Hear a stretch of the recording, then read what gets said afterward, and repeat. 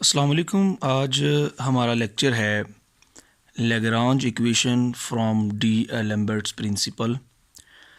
जैसा कि हम प्रीवियस लेक्चर्स में हम डिस्कस कर चुके हैं अपने जनरलाइज कोऑर्डिनेट के मुतालिक, वर्चुअल डिस्प्लेसमेंट के मुतालिक, वर्चुअल वर्क के मुतालिक, इसके अलावा डी एलम्बर्ट्स प्रिंसिपल।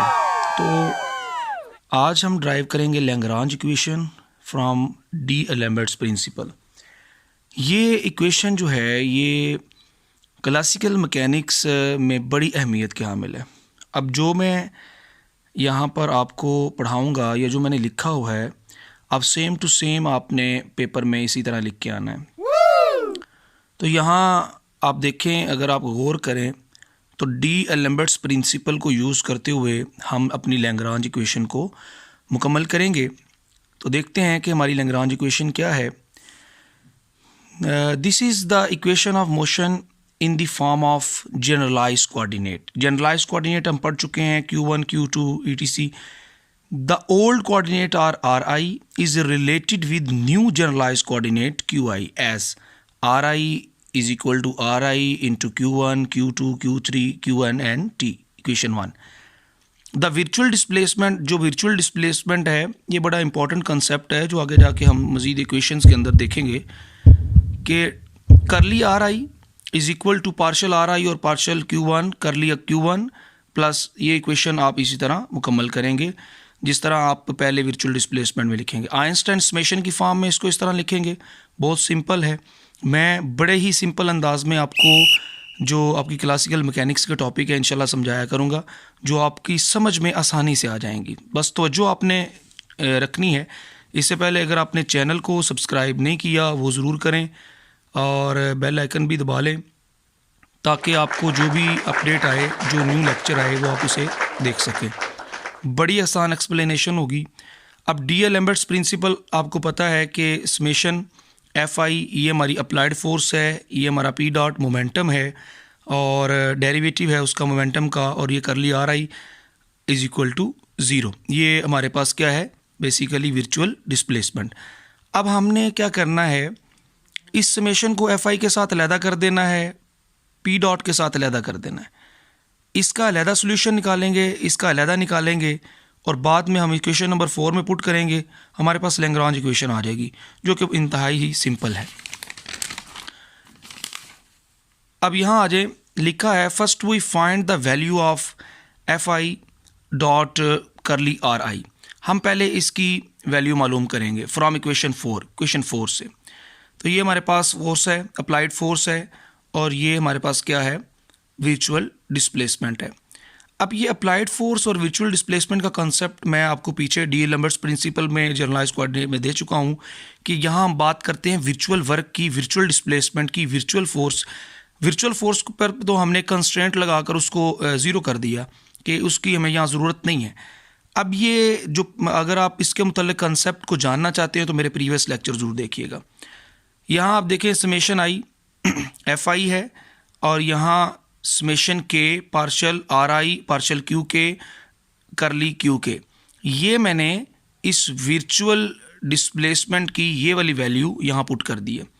आप यहाँ पर जे भी ले सकते हैं, इट्स अप टू यू। मैंने के कोऑर्डिनेट रखा हुआ है अलोंग जी एक्सिस। आप इन समेशन को अलहदा करें, F I partial R I और पार्शल क्यू के करली क्यू के। यहाँ से ये वाली जो वैल्यू है आपके पास, ये जो वैल्यू है, इस वैल्यू को आप क्यू के कहेंगे और यहाँ क्यू के बिग यानी कैपिटल क्यू के साथ आप इसको डिनोट करेंगे। इसको इक्वेशन नंबर 5 कह दें। ये हमारी इक्वेशन नंबर 4 थी। तो अगर हम कंजर्वेटिव सिस्टम की बात करें तो उसमें जो हमारे पास ग्रेडियंट आएगा, फोर्स का ग्रेडियंट, नेगेटिव ग्रेडियंट पोटेंशियल, ये वी हमारे पास पोटेंशियल एनर्जी है। तो जो क्यू के की वैल्यू थी वो is the component of generalize force है। तो यहाँ आप देखें कि यहाँ ग्रेडियंट की वैल्यू नेगेटिव पार्शल वी और पार्शल आ रही है, और आपको वैसे भी पता है कि ग्रेडियंट की डेफिनेशन क्या होती है, rate of change of potential with respect to small distance and, या वर्चुअल डिस्प्लेसमेंट की बात कर रहे हैं तो with respect to virtual displacement. ठीक है, यहाँ क्यू के की वैल्यू में आप पुट करेंगे summation and this value will be, यहाँ एफ की वैल्यू आपने पुट करनी है। ठीक है, ये जो आपके पास क्यू के की वैल्यू आई है वो कैसे आई है, बेसिकली आपने एफ की वैल्यू को वहाँ पर पुट किया है। तो यहाँ सिंपल सी बात है, तो क्यू के की वैल्यू आपके पास क्या हो जाएगी, negative partial V over partial Q के, ये कैंसिल हो जाएंगी, ये दोनों टर्म आपस में कैंसिल हो जाएंगी। आपको उम्मीद है समझ आ गई होगी। अब हम ये हमारा यहाँ पर जो है एक इक्वेशन का इसका जो सोल्यूशन है वो निकल आया है। अब हम नेक्स्ट चलेंगे, जो हमने पहले पी डॉट मोमेंटम की वैल्यू निकालनी थी उसको हम देखेंगे कि उसकी वैल्यू क्या है, फिर दोनों इक्वेशंस को हम क्वेश्चन नंबर 4 में पुट करेंगे। तो चलते हैं जी, ये हमारे पास है, now we find the value of this. यहाँ ये मोमेंटम का डेरिवेटिव है, ये वर्चुअल डिस्प्लेसमेंट है, सिंपली मोमेंटम की वैल्यू पुट करें। चूँकि मोमेंटम पी आई डॉट है, तो वैसे तो मोमेंटम जो आपके पास है वो P = mv होता है और v को हम r डॉट कहते हैं, लेकिन यहाँ r डबल डॉट इसलिए है, जो आपको पहले पता है कि v को हम क्या कहते हैं, dr/dt, इसको हम r डॉट कहेंगे। चूँकि हमारे पास यहाँ मोमेंटम के ऊपर भी डेरिवेटिव है, इसलिए हम यहाँ पर r डबल डॉट लगाएंगे, वो आप आसानी से निकाल सकते हैं। अगेन उसी तरह इस वर्चुअल डिस्प्लेसमेंट की वैल्यू यहाँ पुट कर दी हम, आप देख रहे हैं, समेशंस को अलहदा करें, इन दोनों को अलहदा करें। अब इस स्टेप के बाद डायरेक्ट ये स्टेप आता है, कैसे आता है, यानी इस सारी जो ब्रैकेट के अंदर मैंने वैल्यूज़ लिखी है, इनकी जगह मैंने ये सारी वैल्यू लिखी हुई है, d/dt mi/ri dot dri partial ri partial q k minus mi/ri dot d/dt partial ri partial q k into curly q के। ये कैसे आया, तो देखें, अगर इससे ये आता है तो हम एक जो मैंने यहाँ से यहाँ स्टेप किया है, इसमें जो स्टेप इन्वॉल्व है वो मैंने ये वेयर के अंदर ब्लू बॉर्डर के अंदर लिखा हुआ है। देखें, फॉर एग्जांपल हम इस टर्म का डेरिवेटिव लेते हैं, ठीक है, हम इस टर्म का डेरिवेटिव लेते हैं, तो डेरिवेटिव आपको पता है कि पहले का डेरिवेटिव लिया r डबल डॉट, ये एज इट इज़, फिर इसी तरह ये एज इट इज़ दूसरे का डेरिवेटिव। अब ये वाली जो सारी वैल्यू है, ये वाली जो वैल्यू है, ये उठाकर अगर हम इधर ले जाएं तो बाकी हमारे पास ये वैल्यू बचेगी। आप देखें कि ये वाली वैल्यू और ये वाली वैल्यू बिल्कुल सेम है। अब ये और ये बिल्कुल सेम है, इसका मतलब ये है कि इसकी जगह पर ये सारी इक्वेशन हम पुट कर सकते हैं। तो देखें, वो मैंने सिंपली पुट कर दी है। बड़ी आसान लैग्रांज जो है वो आपके पास एक्सप्लेनेशन है। नाउ इसके बाद हम मज़ीद क्या करेंगे, इसकी जगह पे हम ये इक्वेशन लिख रहे हैं, इसकी जगह पे ये लिख रहे हैं।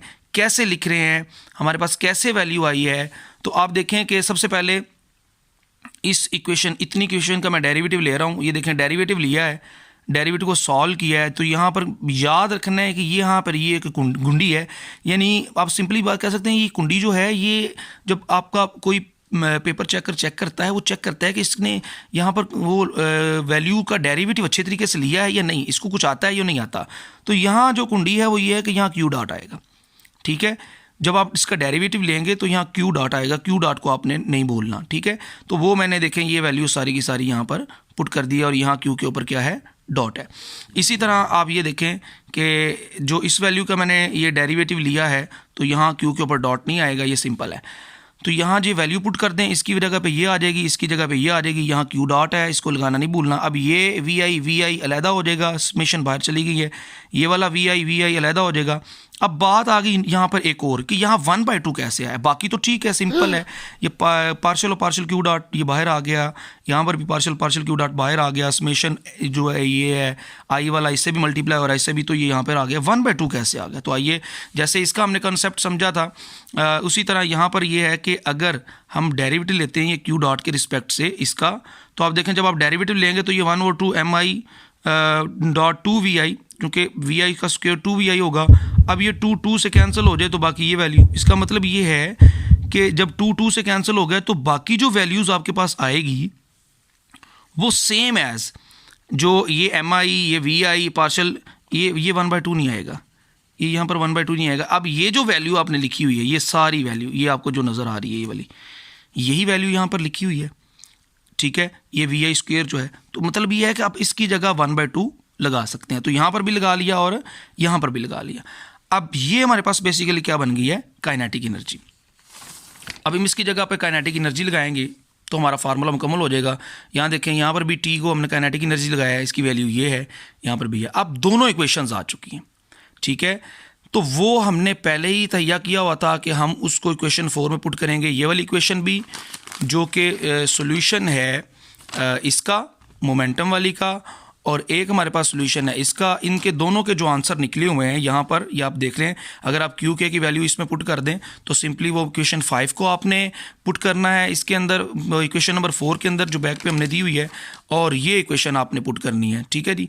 जब आप ये इक्वेशन पुट कर लेंगे, इसको आप इक्वेशन नंबर 6 है आपके पास, तो आप इसको इक्वेशन नंबर 7 का नाम दे लें। तो इक्वेशन नंबर 7 और ये हमारे पास जो इक्वेशन नंबर 5 है, इसको हम पुट कर देंगे इक्वेशन नंबर 4 के अंदर, जो कि हमारे पास ये ऑलरेडी पहले पड़ी हुई है। इक्वेशन नंबर 4 में वैल्यूज़ पुट करें, क्यू के की वैल्यू यहाँ पर पुट कर दें। ठीक है जी। तो यहाँ आप देखें बड़ा सिंपल हो गया है। तो यहाँ आपके पास ये करली क्यू के है, ये करली क्यू के है, ये दोनों कैंसिल हो जाएंगे, यहाँ क्यू के की वैल्यू बच जाएगी सिर्फ, और ये नेगेटिव पार्शियल वी और पार्शियल क्यू के है, डी ओवर डी टी है, पार्शियल टी, ये क्यू डॉट जो मैंने पहले बताया था, ये कुंडी है, इसको भूलना नहीं है आपने, और ये वैल्यू यहाँ पे आ जाएगी। सिमिलरली इसके बाद जो स्टेप होगा वो ये होगा कि हम इस वैल्यू को इधर ले आएंगे, इस साइड पे 0 हो जाएगा, तो टी में से वी को माइनस करेंगे तो टी माइनस वी आ जाएगा। अगेन ये चूँकि वी एक पोटेंशियल एनर्जी है, तो इसको ये पोटेंशियल एनर्जी पोजीशन के लिहाज से एक्सप्लेन की जाती है। तो यहाँ पर हम खुद से अगर पोटेंशियल ऐड कर लें तो इसमें कोई फ़र्क नहीं पड़ने वाला। ठीक है जी। ये भी एक इसके अंदर कंसेप्ट है कि यहाँ खुद से वी को ऐड कर लें। यहाँ पर यहाँ तो पहले ही है टी माइनस वी, ठीक है, तो यहाँ आप खुद से वी को ऐड करेंगे तो आपके पास आंसर आएगा। चूंकि हमारा लैग्रांज इक्वेशन जो है वो उसमें एल की वैल्यू टी माइनस वी के बराबर होती है, kinetic energy minus potential energy. Now let us introduce a Lagrange equation. तो यहाँ टी माइनस वी की जगह पे एल लगाएं, यहाँ क्यू डॉट है, बात याद रखिएगा। यहाँ पे टी माइनस वी की जगह पे एल लगाएंगे। This is the Lagrange equation of motion. उम्मीद है आपने इसको अच्छे तरीके से अंडरस्टैंड किया होगा। जितना मैंने एक्सप्लेन किया है उतना ही आप पेपर में लिख के आएंगे, इंशाल्लाह आपके फुल मार्क्स आएंगे। नेक्स्ट लेक्चर के साथ हाज़िर होंगे। इजाज़त दीजिए। अल्लाह हाफ़िज़।